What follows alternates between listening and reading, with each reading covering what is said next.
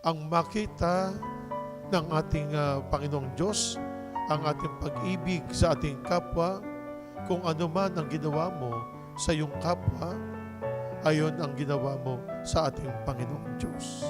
Kung nilalaw mo ang mga may sakit, ang mga nasa kulungan, binigyan mo ang mga nangangailangan, binigyan mo ang mga nauuhaw, ang mga nagugutom, ang Diyos ang iyong ginawan ng kabutihan. Hangin nawa, sana po ay ito bibigyan natin ng pansin dahil ang mga sandali na binibigay sa atin ng ating Panginoong Diyos, ito po ay panghabang buhay. Hindi natatapos ang buhay ng tao sa kamatayan lamang. Nagpapatuloy ang buhay ng tao sa pamamagitan ng paglipat ng kaluluwa sa kabilang buhay. At iyon ang ating magiging batayan. Ano po? Kaliwa ka man o nasa kanan ka man. Yun po ang ating susuungin. Saan ka pa?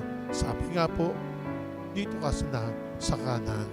Kung saan ang Diyos ay laging nag-aalok ng kabutihan, laging nagbibigay ng mga mabubuti, at kanya po naman po, ang buhay na walang hanggan ay kanyang ipagkakaloob.